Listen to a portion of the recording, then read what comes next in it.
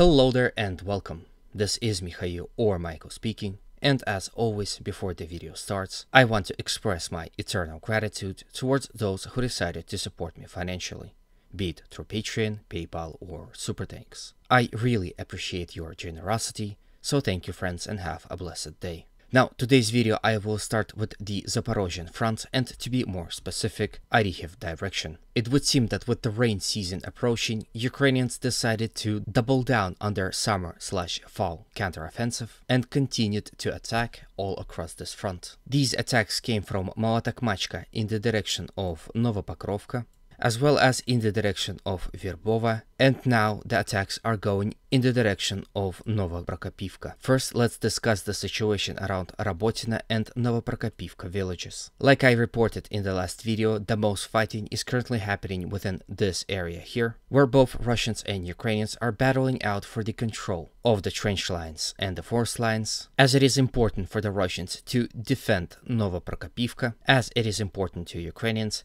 to pass it and directly attack the village. Ukrainian assaults also came from the northeast of Rabotina from these directions. Because of that, Russians retreated to a fallback line and Ukrainians were able to advance here on this front. As a result of that offensive operation, this is exactly how much territory Ukrainians were able to recover east of Rabotina. As you can see, with that new territorial change, Ukrainians are slowly getting closer to the Novoprokopivka village. The battle for the village itself hadn't started yet, but there is currently a heavy battle ongoing to the very outskirts of the village, where Russians are doing everything in their power to stop Ukrainian advancements and keep them as far away from the village as possible. Ukrainians also attacked here, and as a result of that were able to capture small portions of these fields, and because of that are getting very close to the Russian defensive line. All attempts of Ukrainian forces at attacking in the direction of Verbovo were unsuccessful. They continue to increase their presence within this area, perhaps in attempt to make a final breach and attack in the direction of the village and the first Russian defensive line. However, all of the attacks that are coming in the direction of Verbovo seem to be small in numbers and of probing manner. There are interesting news coming from the northeast of Rabotina. Here, Russians successfully counterattack and were able to capture about this much territory from the Ukrainian side, so advanced about 2 fields and 2 force lines. Each of the force line usually has a trench line, so this territorial change is quite significant. With it, a new window of opportunity opens, because now Russians can attack to the flank and rear of Ukrainian forces that are advancing in the direction of Verbovo, as well as attack to the flank and rear of the forces located in Rabotina and in this Ukrainian-controlled salient. And if Russians will simultaneously attack from Kampani and joint attack from this sector and join their forces somewhere around this road or Balka-Uspенivska, all Ukrainian forces, and there are many, will be surrounded in this small pocket. What works for this theory is the fact that Russians had significantly reinforced this front with elite VDV forces that are very effective at assaults. In any way, I would like you to pause the video and type in the comment section what you think about this possibility, whether this Russian attack was a coincidence or perhaps a part of a bigger plan. I am very interested in your opinion, so please do express it in the comment section. Generally speaking about this front, it would seem that Ukrainians are holding back most of their armored pieces, both tanks and infantry fighting vehicles. Most of the assaults that are happening in this area are more or less consistent of infantry.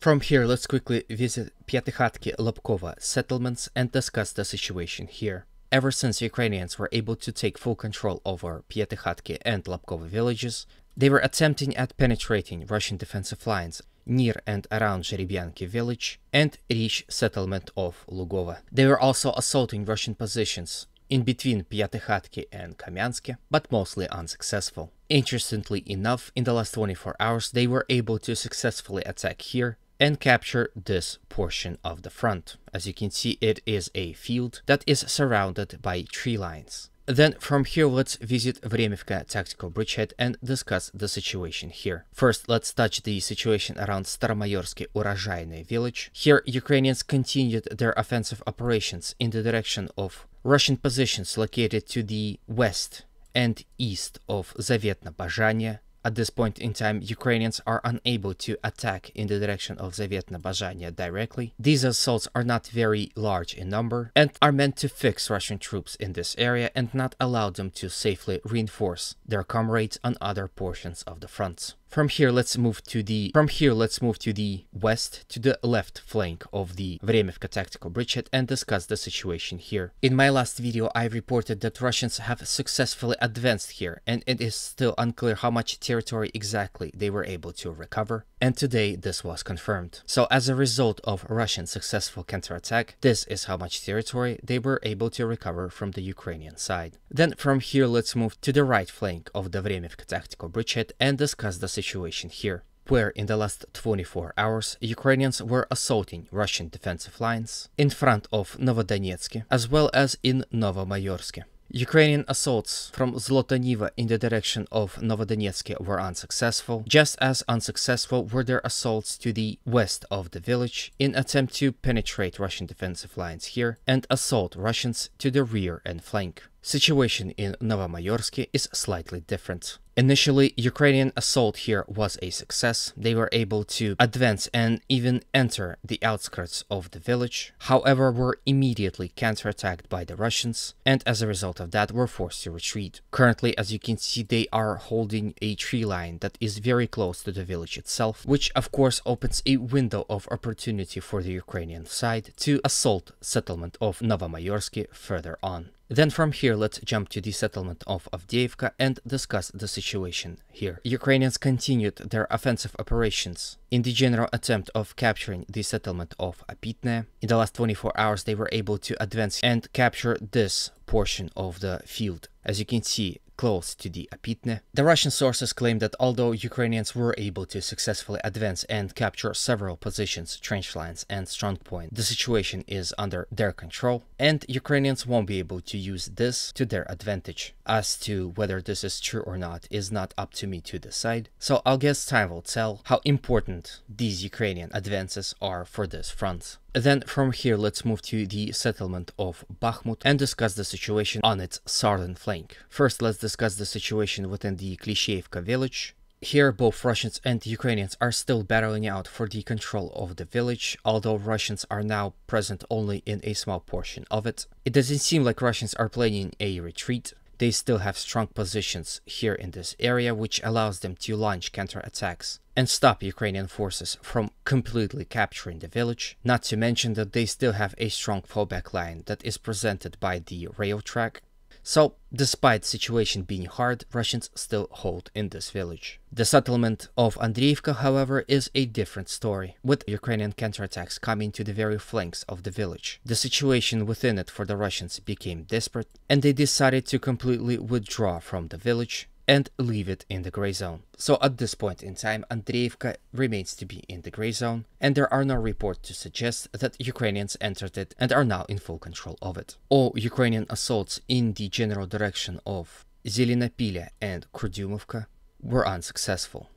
Then from here, let's quickly touch the northern flank of Bakhmut. Here, as always, Ukrainians were unable to successfully advance in the direction of Yagodne and Berhivka. Their attacks were stopped and nothing came out of it. Ukrainians were also unsuccessful assaulting Dubovo-Vasilivka. All in all, this is the end of the video. I hope it was to your liking. If it was, please consider supporting it with a like, comment, and a subscription. Not only these actions help promote this video to a wider audience, but also motivates me to work harder. I thank you in advance. As always, humanity calls me to condemn all violence against human beings. Have a good day, and always remember, Russia will be free and great.